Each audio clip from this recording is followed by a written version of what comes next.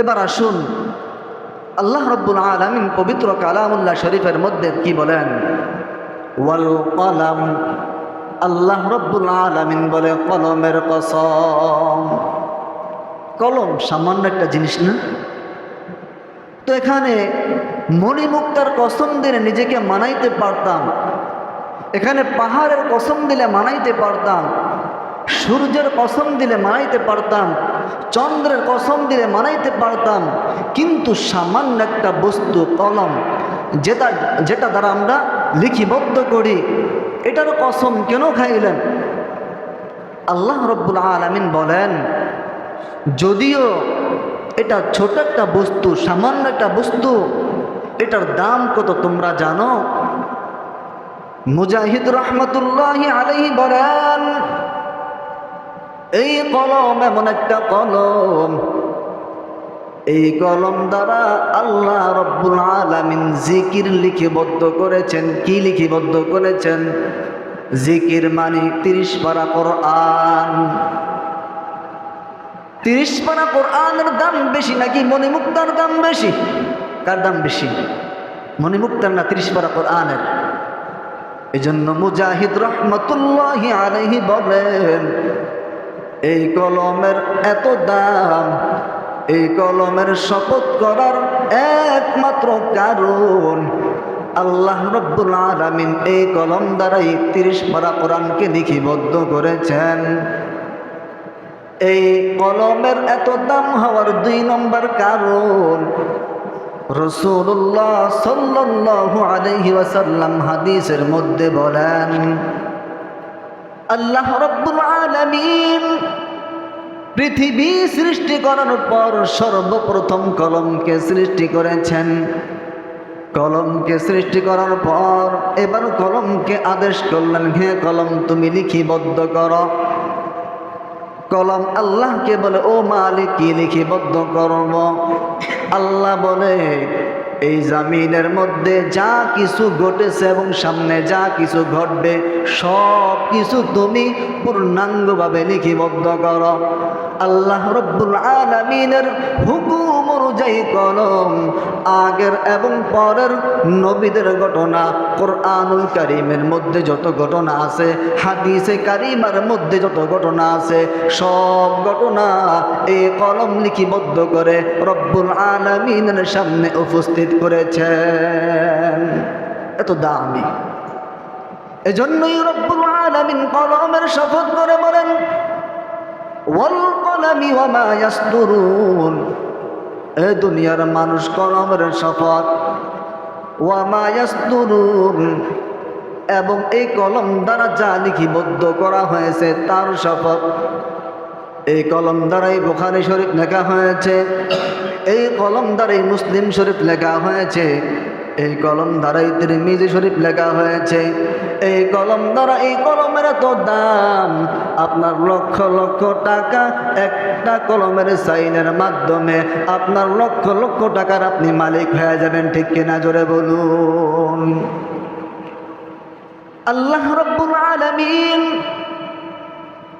এই কলমের কসম খাওয়ার পর, দামি বস্তুর কসম খাওয়ার পর, নুন ওয়াল কলামি ওয়া মা ইয়াসতুরুন মা আনতা বিনিআমাতি রাব্বিকা বিমাজনুন। এবার লক্ষ্য করেন, এই সূরাটা আল্লাহ রাব্বুল আলামিন নাজিল করার কারণ আল্লাহ বলতেছে, এই সূরাটা আমি কেন নাজিল করলাম, এত দামি সূরা কেন আমি নাজিল করলাম। মুহাম্মদ সাল্লাল্লাহু আলাইহি ওয়াসাল্লাম দুনিয়ার জমিনে আগমন করলেন। আগমন করার পর বয়স বাড়তে বাড়তে বাড়তে বাড়তে যখন 40 বছর বয়স হইলেন, কত বছর? 40 বছর বয়স হওয়ার পর আল্লাহ রাব্বুল আলামিন সরদারকে নবুয়ত দান করেছেন। নবুয়ত দান করার পর আল্লাহ রাব্বুল আলামিন আসমান থেকে জিবরাইলের মাধ্যমে ওহী প্রেরণ করেন পয়গম্বরের কাছে। ওহী প্রেরণ করার পর বিভিন্ন আয়াত প্রেরণ করেন, হাদিস প্রেরণ করেন, বিভিন্ন কথা প্রেরণ করেন, আমল প্রেরণ করেন। এগুলা মক্কার কাফেরদের মাঝে, মক্কার মানুষদের মাঝে নবী আলাইহিস সালাতু ওয়াস সালাম বর্ণনা করেন। যাদের মধ্যে বিশ্বাস ছিল, যাদের মধ্যে ঈমান ছিল, তারা নবীর কথাকে গ্রহণ করে নাই। কিন্তু শয়তান আবু জেহেল, উতবা, সাইবা, খালিদ ইবনে মুগীরা এরা যখন নবী আলাইহিস সালাতু ওয়াস সালাম যখন তাদেরকে ওহীর বর্ণনা দিতেছিলেন, তারা নবী আলাইহিস সালাতু ওয়াস সালামকে পাগল বলে সম্বোধন করতেছিল। চিৎকার করে বলেন না নাউযুবিল্লাহ। যখন সরদার তো আলম নবীকে মক্কার কাফের বেঈমানরা, মক্কার মুশরিকরা কাফের বলে সম্বোধন করতেছিল, আল্লাহ রাব্বুল আলামিন সাথে সাথে 29 নম্বর পারা সূরাতুল কলামের আয়াতকে নাজিল করে দিয়েছেন, মা আনতা বিনিআমাতি রাব্বিকা বিমাজনুন। ও পয়গম্বর, মন খারাপ করার কোনো কারণ নাই, মনকে মলিন করার পাগল নাই, মনকে মলিন করার কোনো কারণ নাই। আপনি স্পষ্টভাবে বুঝে নেন, মা আনতা বিনিআমাতি রাব্বিকা বিমাজনুন। আপনি আপনার রবের দয়ার কারণে, আপনি আপনার রবের অনুগ্রহে আপনি পাগল নন। জোরে বলুন, সার্টিফিকেট কে দিয়েছে? নবী যে পাগল না, সার্টিফিকেট কে দিয়েছেন? আল্লাহ দিয়েছেন। তো যারা নবীকে পাগল বলে মূলত তারা নিজেরাই পাগল, তারা নিজেরাই কি পাগল, তারা নিজেরাই কাযযাব, তারা মিথ্যাবাদী। যখনই মক্কার কাফির মুশরিকরা পয়গম্বরের বিরুদ্ধে আচরণ করেন, পয়গম্বরকে গালিগালাজ করেন, তখনই আল্লাহ রাব্বুল আলামিন পয়গম্বরের বন্ধু হইয়া পয়গম্বরের ব্যাপারে পয়গম্বরের পক্ষে নিয়া কুরআনুল কারীমের আয়াতকে অবতীর্ণ করে দেন।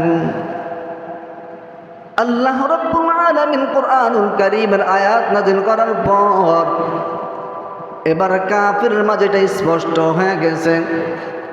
কাফিরের মাঝে স্পষ্ট হয়ে যাওয়ার পর এবার কাফেররা বিভিন্নভাবে চক্রান্ত শুরু করলেন। আপনাদের কাছে আমার একটা প্রশ্ন, বলেন তো দেখি, আল্লাহর হাবিব আপনার আমার নবী কয়টা বিবাহ করেছেন? জানা আছে কারো? 11টা বিয়ে করেছেন। কয়টা? 11টা বিবাহ করেছেন। এটা রসুলের শান, এটা রসুলের শান।